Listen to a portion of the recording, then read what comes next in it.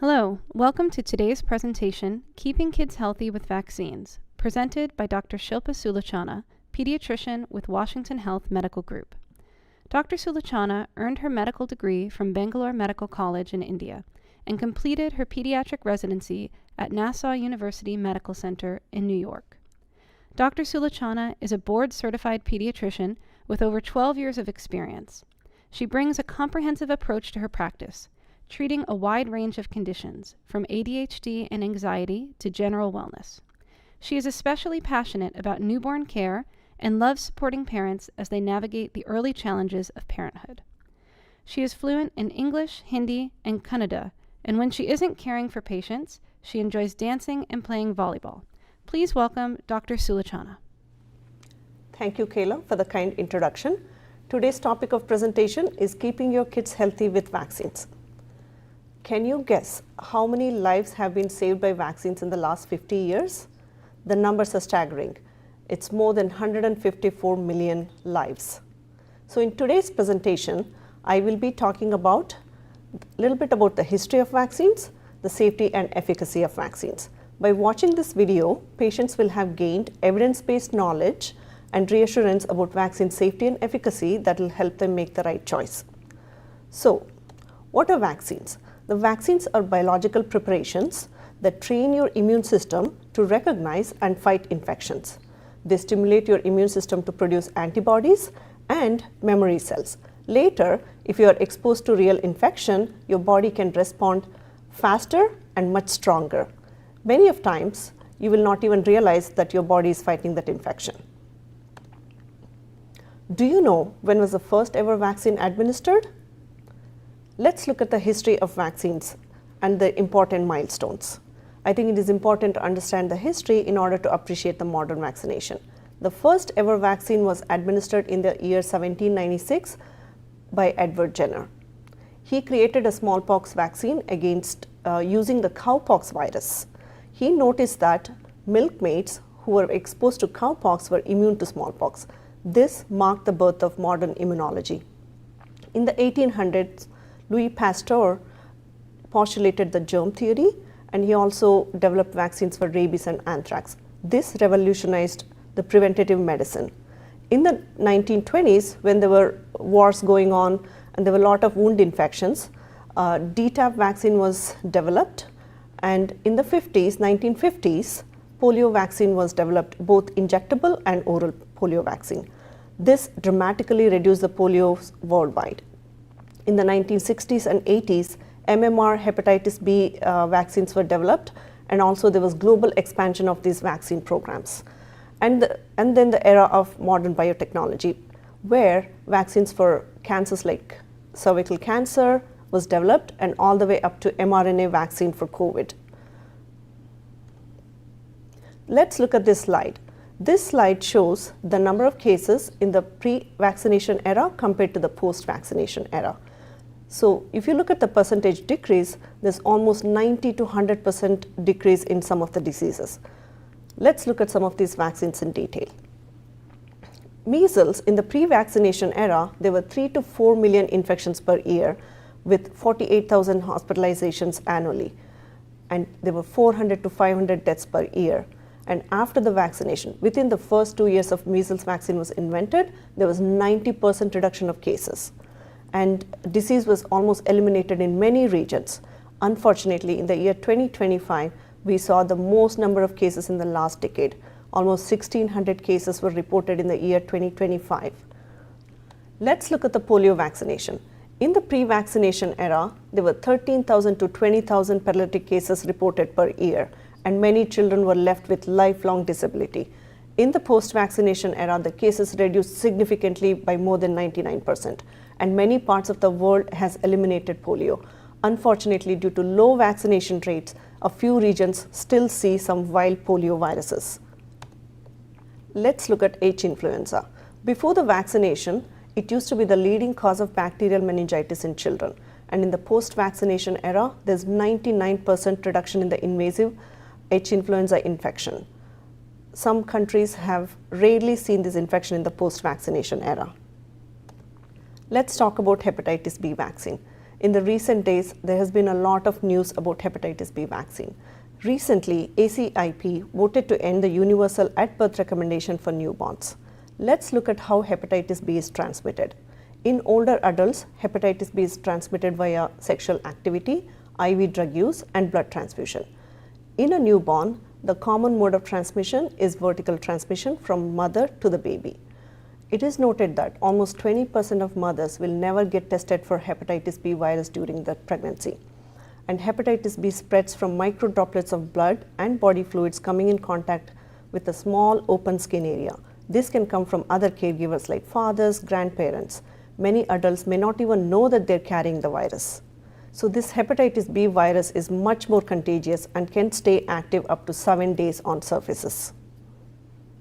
So in the pre-vaccination era, there used to be 18,000 to 20,000 cases per year, which came down significantly to only 50 cases per year after a universal at-birth immunization program.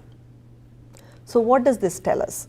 These viruses and bacteria are still around us.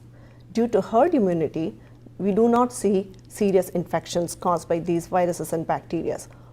What is herd immunity? It is a type of protection that occurs when majority of the population is immune to the infection, either by active infection or via vaccination.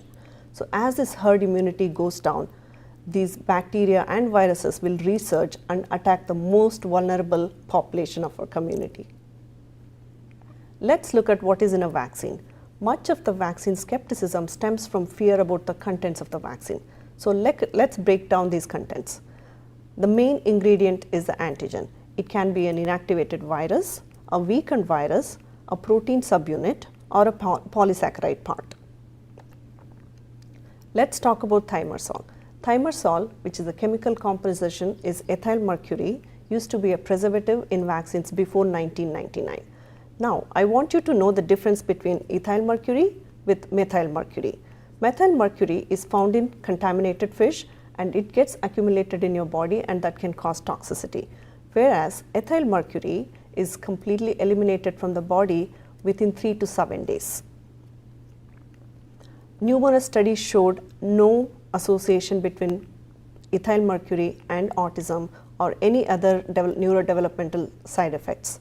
But out of abundance of caution and availability of other preservatives, ethyl mercury was removed from all vaccines in the year 1999. So no childhood vaccines have mercury in them.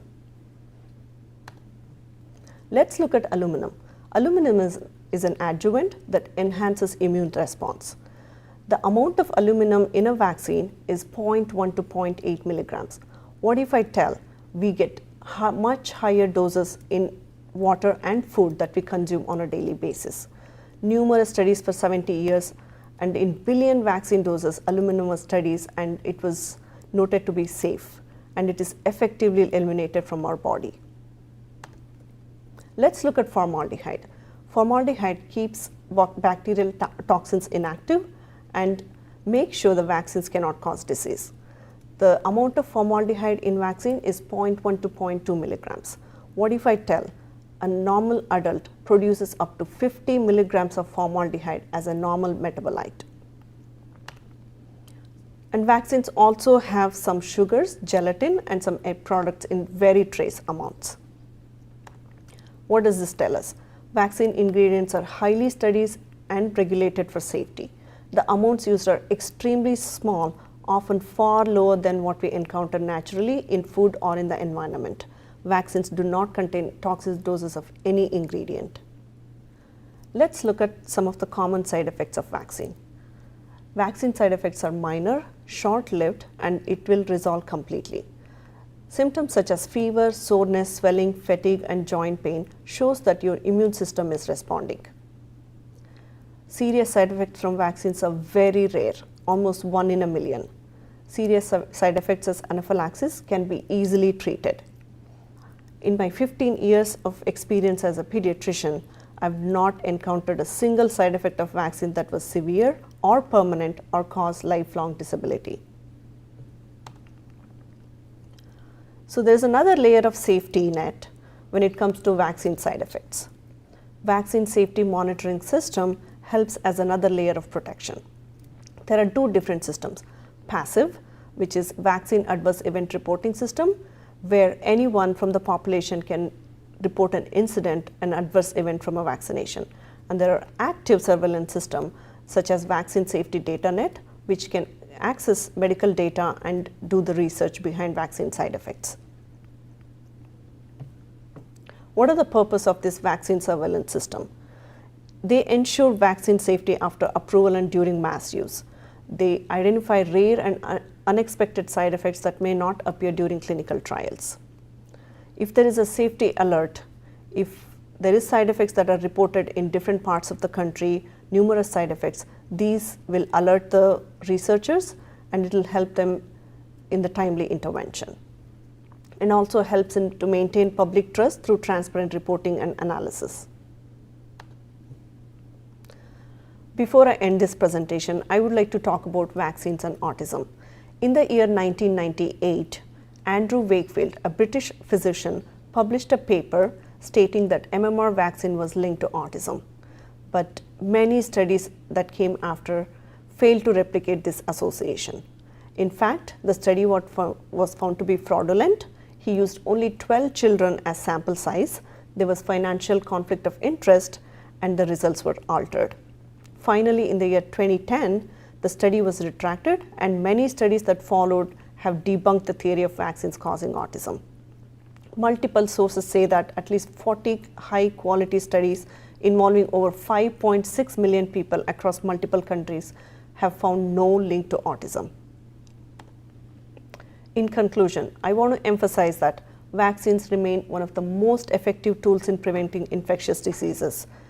Several decades of research and real-world data consistently demonstrate their safety and efficacy. Continued vaccination protects not only the individual, but the entire community through herd immunity. My request for parents is to stay informed with reliable, evidence-based information that empowers us to make the best health decision. Together, we can reduce the preventable illnesses and build a healthier future for our kids. Finally, I would like to end my presentation with this real-world impact of vaccines.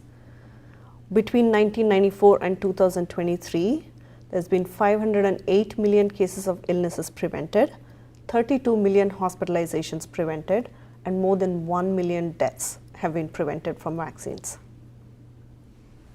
Thank you, Dr. Sulochana. I have a few questions for you. Our first question is there any medical benefit to spacing out childhood vaccinations? The answer is no. Numerous research have shown that a children's immune system can respond in the same way whether you split the vaccine or given together. Our next question is it safe to give my child a vaccination if they have a cold or runny nose? If your child is not acutely ill, if the child is not running a fever, and if it is almost at the tail end of an infection with a minor cold and a cough, it is completely safe to give vaccines to that child. Our final question is, are the diseases vaccines are given for still around? And if so, is it better to get the disease or a vaccination? Absolutely. These illnesses are still around us. Getting vaccines will help prevent the actual illness and numerous complications that can arise from the diseases, and it also can prevent hospitalization. This concludes our program. Thank you, Dr. Sulochana, for this insightful presentation. And thank you, viewers, for tuning in. The entire broadcast of today's presentation will be available on our Facebook page and YouTube.